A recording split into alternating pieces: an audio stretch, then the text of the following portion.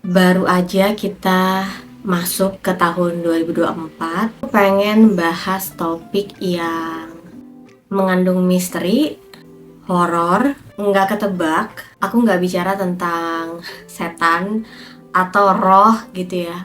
Aku bicara tentang realita,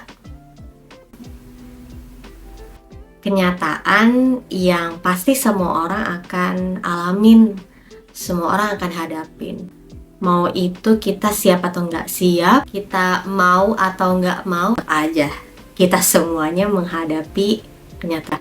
Untuk yang pertama kali lihat vlog aku mau ucapin selamat tahun baru 2024. Semoga semangat yang ada di awal tahun ini bisa bertahan sampai akhir tahun. Klise banget ya. Enggak, tapi beneran. Semoga kita masih tetap bisa bertahan hidup, karena kita tahu bahwa ya Tuhan belum selesai bekerja dalam hidup kita. Salah satu kutipan yang aku temukan di TikTok bicara tentang gini, karena aku bertuhan maka aku bertahan. Ngeliat itu tuh, wah itu bagus banget. Aku akan selalu inget kutipan itu. Nggak tahu sih siapa yang ngutip, tapi ya itu kutipannya bagus. Thank you yang udah bikin kutipan dan bisa bagiin dari TikTok. Kenyataan nih unik gitu ya, karena di luar dugaan, bahkan di luar logika kita. Jadi mengandung hal yang misteri gitu ya, menakutkan. Karena beberapa orang akhirnya memilih untuk menghindari atau bahkan pergi duluan gitu ya. Maksudnya pergi duluan tuh ya udah nggak ada lagi di dunia ini gitu, karena melihat kenyataan tuh begitu pahit.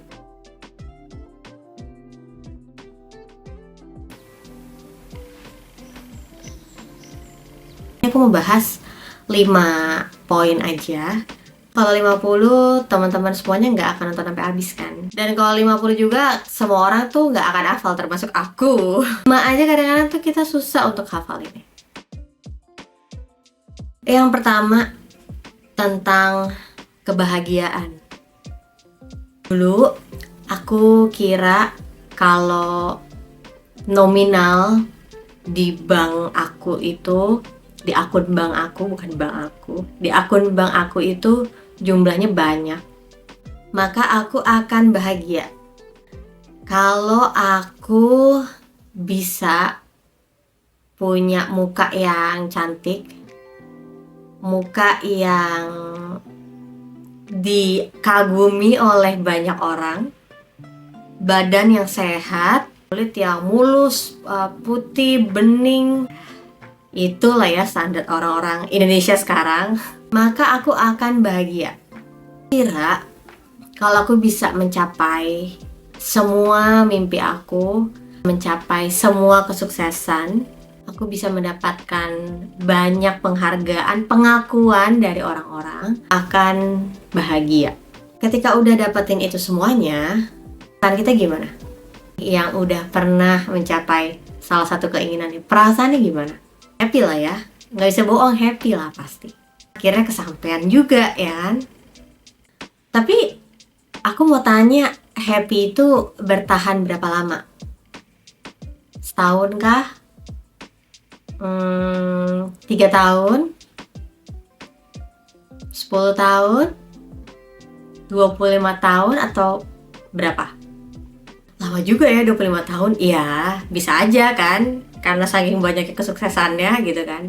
Jadi happy selama 25 tahun. Tapi pada akhirnya tuh kebahagiaan kita tuh mencapai limitnya gitu loh.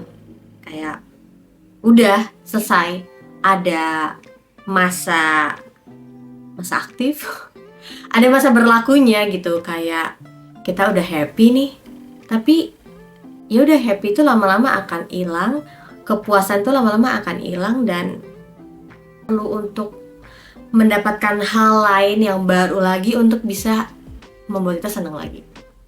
Jadi kebahagiaan itu ada akhirnya gitu loh. Tapi dilihat-lihat, ada orang-orang di luar sana yang melakukan apa yang kita lakukan. Maksudnya tidak untuk mendapatkan kesuksesan menurut ukuran kita, nggak mendapatkan pengakuan dari banyak orang, nggak dapetin jumlah nominal di rekening mereka yang banyak, tapi kok mereka bisa happy, mereka bisa ketawanya nanti fake, enggak, maksudnya kayak mereka bisa seneng dari hal-hal kecil, mereka bisa tersenyum dari hal-hal sederhana. Itu yang buat aku berpikir, jadi sebenarnya kebahagiaan itu apa sih? Karena kok ada orang-orang yang tidak melakukan hal-hal seperti aku, tapi mereka bisa happy. Aku harus melakukan hal itu dulu, baru happy. Dan rasa kebahagiaan ini kan penting banget ya dalam hidup kita. Aku pernah ada masa dimana aku sulit banget buat happy, aku sulit banget buat senyum, aku sulit banget buat ketawa. Dan aku tuh orangnya nggak suka untuk jadi ketawa yang berpura-pura gitu ya, aku nggak bisa. Jadi aku kayak berpikir, kok orang-orang itu bisa seneng, bahagia, tapi dengan cara yang sederhana. Jadi sebenarnya kebahagiaan itu tentang apa sih? Sebenarnya happy itu dimulai dari mana? Sampai ada seseorang yang pernah ngomong sama aku kayak gini, kebahagiaan itu sebenarnya tentang keputusan. Kebahagiaan itu sebenarnya tentang perspektif. Jadi bukan tentang apa yang kita dapatkan atau kita capai, tapi tergantung dari sudut pandang kita, tergantung keputusan kita. Dengar pesan itu, oh ternyata aku mencapai sebuah keadaan di mana akhirnya aku menerima bahwa pesan itu benar. Bahwa kutipan itu benar. Makin kita dewasa, kalau kita hanya mengukur kebahagiaan dari apa yang kita dapatkan, apa yang kita harapkan, kita sulit buat bahagia. Iya, kita sulit banget buat bahagia. Kebayang gak sih kalau semua orang seperti ini? Kita ketemu sama orang-orang dewasa yang cemberut semuanya. Karena makin kita dewasa, ada banyak hal yang terjadi yang tidak membuat kita senang. Mau itu hasil buatan tangan kita ataupun dikarenakan dari orang lain, kita sulit buat senang. Semua yang kita miliki di dunia ini sifatnya sementara. Dulu sih waktu lagi remaja, dengar hal ini tuh biasa aja ya kan. Oh ya udah, segala sesuatu itu ada masanya. Oh ya udah. Tapi ketika udah umur menuju kepala 3, dengar hal ini tuh maknanya beda lagi. Berat banget. Karena udah bertahun-tahun gitu ya berusaha untuk mencapai di titik ini. Segala beban, kerja keras, tangisan, apalagi pandangan dari orang ditahan-tahan supaya bisa mencapai titik ini, mencapai posisi ini, mencapai keadaan ini. Kok tiba-tiba harus dilepasin gitu aja sih? Bisa juga bicara tentang networking kita, tentang persahabatan kita. Sedih ya kalau ingat-ingat kita punya teman-teman yang nggak bisa lagi kita ajak ketemuan sesering kayak dulu. Kita nggak bisa lagi ajak mereka jalan-jalan sesering kayak dulu karena ya mereka udah punya kehidupan sendiri, kita juga udah punya kehidupan sendiri. Tapi persahabatan dan networking juga punya waktu gitu. Kalau ada awal ya pasti kan ada akhir. Jadi kalau ada teman-teman yang akhirnya kita ketemuin, kita nyaman, kita seneng, ya ada akhirnya kita akan melepaskan mereka pergi. Bukan karena kita berantem atau bukan karena kita udah nggak cocok lagi gitu ya. Karena kan sebenarnya menurut aku dari awal nggak ada yang cocok gitu, karena semua orang berbeda ya kan. Tapi pada akhirnya aku sadari bahwa nggak ada penyesalan, nggak ada yang perlu disalahkan juga, memang semua itu ada akhirnya. Atau juga bisa bicara tentang kerja keras kita. Misalnya kita mulai sebuah usaha dari nol, sempat mengalami titik minus, kita rugi, dan kita coba lagi, kita usaha lagi dengan 1001 cara, dan akhirnya pelan-pelan bisa maju, pelan-pelan bisa nutup kerugian, pelan-pelan bisa ketemu sama partner kerja yang baru, dan akhirnya bisa benar-benar berkembang. Tapi kita sadar bahwa kita juga makin tua, tenaga kita nggak lagi kuat, dan kita harus siap-siap untuk memberikan usaha kita ini, kerja keras kita ini, kita harus percayain ke orang lain supaya usaha ini tetap ada. Sedih lah ya, sedih lah, nggak mudah. Itu kayak udah gedein anak sendiri gitu, dan harus direlain ke orang. Mau mereka bayar berapapun, pasti ada aja ya perasaan nggak ikhlas untuk memberikan hasil kerja keras kita kepada orang. Tapi itu pun adalah sebuah bukti bahwa kerja keras kita juga punya limit nih, punya batas akhirnya. Makanya kalau kita punya pengertian ini, kita tuh jadi nggak sakit-sakit amat ketika kehilangan sesuatu. Entah itu barang, entah itu koneksi, entah itu hubungan, karena kita tahu ada akhirnya. Mungkin berakhir 50 tahun atau 80 tahun lagi gitu ya, tapi kan tetap aja ada akhirnya. Karena semua yang di bumi ini nggak ada yang sifatnya kekal gitu ya. Dan dari situ aku belajar untuk lebih ikhlas melihat hidup. Oh, harus merelakan ya. Oh, harus ikhlas ya tinggalin ini. Harus ikhlas ya melepaskan kepergian. Harus ikhlas ya untuk akhirnya sadar kita ini manusia terbatas, semua yang di bumi ini terbatas. Kita pun ada masa akhirnya juga.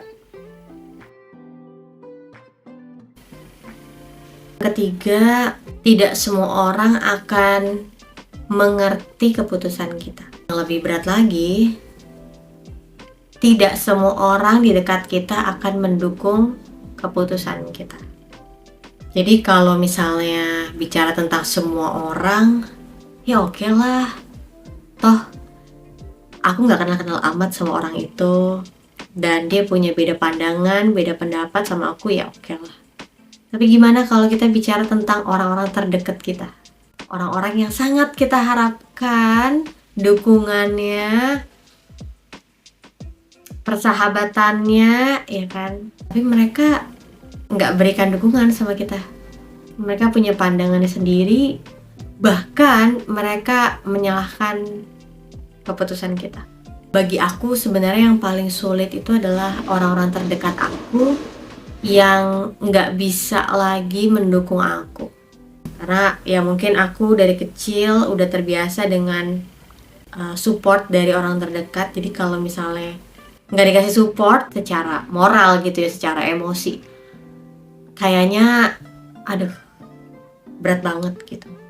Sampai akhirnya ketika aku mengambil suatu keputusan yang tidak mudah, aku tahu itu yang benar, dan kalau aku menghindari untuk memilih keputusan itu pun, di masa yang mendatang aku akan menghadapi keputusan yang sama. Ya, jadi kayak aku nggak bisa menghindari nih hal ini. Aku mesti mengambil keputusan ini dan menjalani keputusan ini. Dan saat itu dimulai dari orang tua aku yang tidak mendukung aku. Mereka benar-benar nggak percaya aku ambil keputusan itu. Mereka meragukan keputusan aku. Mereka menganggap aku nggak bertanggung jawab. Mereka menganggap aku nggak sayang sama mereka. Lalu kemudian ketika aku cerita sama temen aku pun, temen aku juga mengatakan hal yang sama. Maksudnya ada pilihan lain lah yang bisa aku ambil. Bahkan termasuk orang terdekat aku, yaitu sahabat aku yang juga jadi pacar aku sekarang. Dia punya pandangan yang berbeda dengan keputusan aku. Tahun 2021, 2022, tapi pada akhirnya aku tetap ambil keputusan yang dari awal udah aku tetapkan. Berat banget, sulit banget, iya. Sampai hari ini aku belajar untuk memaklumi mereka karena mereka tidak menjalani hidup yang aku jalanin. Mereka tidak tahu sejauh mana aku berpikir, dan mereka nggak tahu juga apa yang aku inginkan dalam hati aku. Ya udah, aku tetap kekeh sama keputusan aku. Dan pada akhirnya aku sadar bahwa orang pertama yang akan menjalani resikonya adalah aku. Jadi aku tetap punya tekad yang bulat untuk menguatkan hati aku, menguatkan mental aku untuk oke, aku akan tetap jalanin ini. Meskipun orang terdekat aku nggak dukung aku, orang yang aku harapkan nggak dukung aku. Aku belajar banget tuh untuk memaklumi mereka, menerima bahwa ya mereka nggak tahu, mereka nggak paham, dan aku belajar banget untuk mengampuni mereka. Oke, ini orang-orang nggak ngerti, ya udah.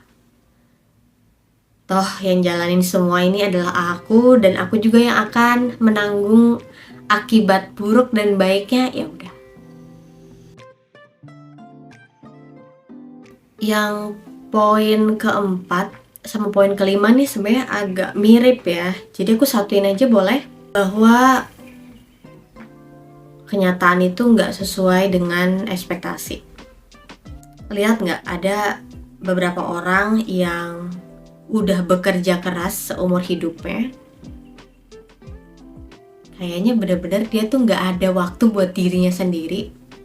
Dia nggak ada kesempatan untuk menyenangkan dirinya sendiri, kayak jalan-jalan kayak makan enak kayak atau beli apa kayak buat diri sendiri. Kayak dia selalu berfokus untuk bekerja keras, tapi kok kayaknya seumur hidupnya itu dia gak pernah mencapai sebuah kesuksesan yang kayak besar, yang masif gitu, yang bener-bener banget kelihatan gitu, yang menjaga hidupnya untuk kayak sampai akhir gitu. Kayak kenapa gitu, kayak aneh banget. Seseorang yang bekerja keras, oke, dia ada hasilnya, tapi kenapa kayak hasilnya nggak besar, nggak yang langsung signifikan kelihatan semua orang menyaksikan dampaknya gitu, diberikan pengakuan apa kok kayak enggak gitu. Atau pernah lihat nggak ada orang yang hidupnya tuh selalu untuk melakukan kebaikan, kayaknya tuh diri dia sendiri aja tuh kayaknya nggak pernah kayak punya keinginan atau tujuan untuk jahatin orang, tapi kok bisa ya kena musibah, bisa ya keluarganya ngalamin hal kayak gitu, padahal kan dia orang baik gitu. Kayak kita tuh kadang-kadang mikir kayak kenapa ya bisa kejadian seperti itu. Sedangkan ada orang-orang yang kita tahu sebenarnya mereka nggak pantas untuk dapetin panggung ketenaran, tapi justru populer banget gitu. Kayak jadi orang yang terkenal, jadi orang yang kaya banget gitu kan. Padahal kita tahu nih pribadinya apa ya, kenapa hidup itu penuh dengan misteri banget. Yang kita udah tabur itu kok kita nggak menuai sesuai dengan apa yang kita tabur gitu. Kayak kok kayaknya tuayan yang kita dapetin tuh nggak optimal, nggak besar, nggak signifikan gitu, nggak menguntungkan. Kenapa gitu? Kenapa ketika kita udah ngelakuin yang benar, yang kita tahu bahwa itu yang baik, justru kita nggak mendapatkan keadilan. Kenapa? Aneh banget kan, hidup ini penuh misteri banget gitu. Kita udah semangat ya kan untuk jadi orang yang baik di pekerjaan kita, di perusahaan kita. Kita nggak pernah cari muka sama bos ya kan, kita nggak pernah tuh ngambilin budget dilebih-lebihin gitu kan buat kita gitu. Kita nggak pernah, tapi kenapa gitu ya? Justru yang dapat promosi malah orang lain. Kenapa justru kita yang masuk dalam rencana orang-orang yang pengen keluarin kita dari perusahaan gitu? Kayak kenapa ya? Kayak nggak ada patokan pasti gitu bahwa apa yang kita lakukan, apa yang kita berikan itu kita akan dapetin hal yang setimpal. Kayak nggak ada patokan kayak untuk bisa selalu hidup sehat, nggak ada patokan untuk kita bisa hidup berkelimpahan, nggak ada patokan untuk kita bisa hidup terlepas dari orang toksik gitu ya. Kayak nggak ada patokannya. Kayak apa ya, aku pernah dengar ada seorang pernah bilang, kehidupan di dunia ini kayak apa ya, peristiwa acak bisa aja terjadi gitu. Yang jahat ya bisa dapat yang baik, yang baik ya bisa dapat yang jahat. Kayak kita semua tuh pasti pernah alamin hal itu. Jadi apa yang kita harus lakukan ketika kita udah tahu 4 poin ini?